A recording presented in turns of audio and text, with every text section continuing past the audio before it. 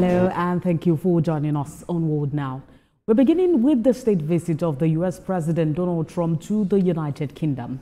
His Air Force One President Georgette touched down late on Tuesday the country, and he went on to spend the night at the U.S. Ambassador's London residence. He officially started his visit this morning with his arrival at the Windsor Castle, where he was royally welcomed to meet King Charles III. We have more details in this report. It is President Trump's second historical visit to the UK, and he calls it an honor. He and First Lady Melania received an official welcome on the runway at Stansted Airport by a lineup which included UK Foreign Secretary Yvette Cooper. Prime Minister Keir Starmer also held a short phone call with President Trump late on Tuesday when he arrived to welcome him to the country. He flew to the Windsor Castle today and was greeted off the helicopter by the Prince and Princess of Wales. He was royally welcomed at the castle by Prince Charles III and Queen Camilla. As the visit got underway, a multi-billion US technology investment deal was announced, but President Trump maintained the main purpose of his trip was to see his friend King Charles III. He described US relations with the US as very good. President Trump's visit is planned to involve a blend of royal pageantry, trade talks, and international politics. However, before his arrival at the Windsor Castle, some demonstrators chanted slogans and held banners, while images of President Trump alongside Jeffrey Epstein on his 2023 mug were projected onto the castle walls. Thames Valley Police says 4 people have been arrested in suspicion of malicious communications in connection with the projections. A senior officer says a full investigation is underway in cooperation with partner agencies. Events lined up for his visit include a banquet, horse-drawn carriages, and military honor guards. King Charles III will host him at Windsor Castle before talks with Prime Minister Keir Starmer at the Chequers.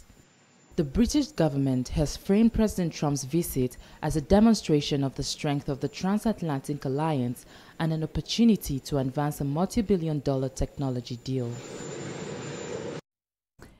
And for more on President Trump's visit and UK-US relations, I'm joined by global affairs analyst Benga Onifade joins me to analyze this current incident in the United Kingdom. Good to have you join us at this time. The stakes seem even higher this time, with many now seeing the US president as more combative in nature. Trump has labeled the United Kingdom severally as a terrorist risk, and he has also undermined the NATO unity. Does this welcome not contradict the current realities on ground? Well, good afternoon. So you're not far from being wrong. However, I think this is the precedented, how do I say, a visit. This is the, should we say, the 4th ever in the UK state visit of, any United States president. And of course, Donald Trump has got the second.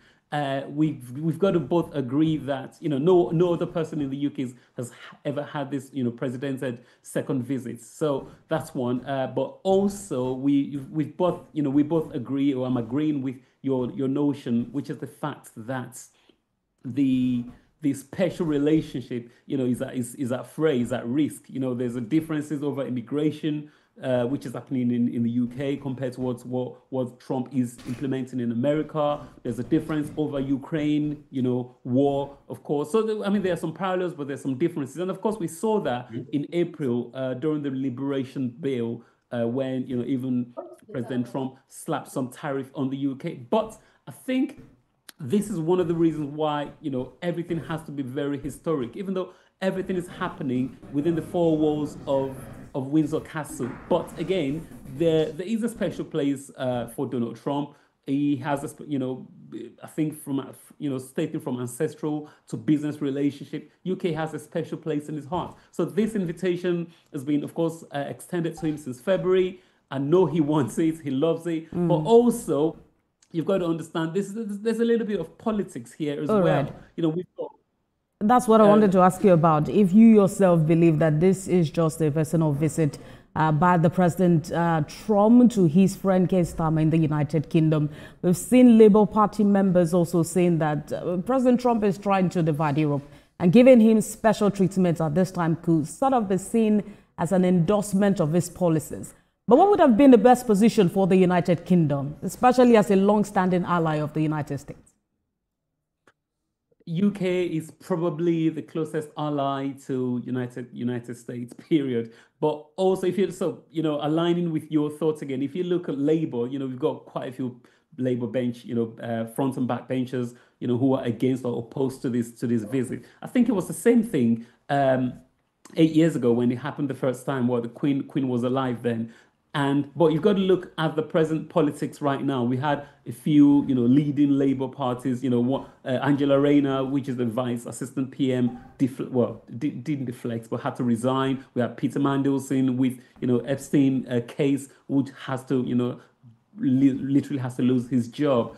But again, on the other hand, there weren't as much protest as to there. I think there's an element of Trumpism which is happening in the UK now. The UK is complaining of immigration or over-immigration. They're complaining of homelessness and poverty, which everything Trump is opposed to. So I think there's a lot more Trumpism which is happening in the UK. And I think the message before then was it's better for the UK to have Trump around than not to have him. Now the second state visit, which is a lot more, should I say, more in secrecy, is a lot different to the first one. And the second time around now, I think it's more about trying to build relationship. And one thing Donald Trump himself said, when I remember they did ask him, you don't particularly get on with Keir Starmer, but how do you think you're going to get on now? Look, Trump said, look, this is all about the people of the UK, whatever relationship we have. And again, it's not exactly just, for Trump, it's all about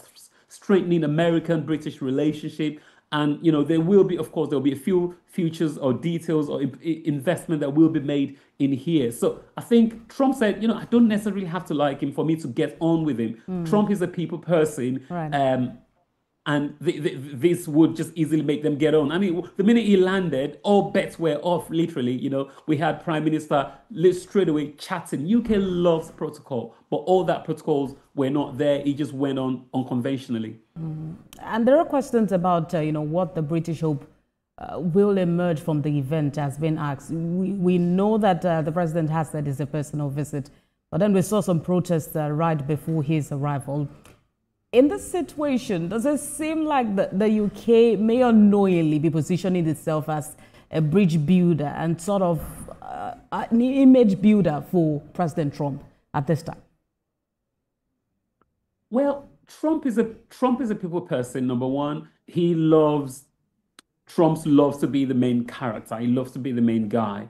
And again, one thing about Trump is, whatever Trump does, it's all about deal making. So I think, yes, even though he called it a personal visit, there's no way they will not talk about, the Russia-Ukraine war. Russia's got, which divide really, on both sides of the Atlantic. I think Trump is more pro-Russian, while the UK is more pro-Ukraine. So there will be a line there, which probably will be withdrawn, which is currently drawn in the sand, that they probably would have to erase off to say, okay, let's get on somehow. That's number one. I think also, we could see he hasn't even been here 24 hours, but we had Google and Microsoft already talking about energy and an AI partnership, with promising about $40 billion investment. So this has a plus for the UK. And of course, like I said earlier, if you, speaking of the politics side of things, again, you've got Nigel Farage, which is,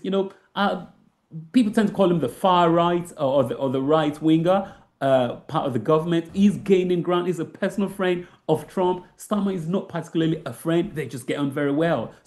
But Trump is able to overrule and override all these things. But again, Labour are not particularly anti-immigration, but I believe Trump will be able to divide, will be able to address some of these things and talk about how they can protect the United Kingdom, both as a country and again, a few other policies they do not want in place and how they can have a middle ground. They will talk about these things.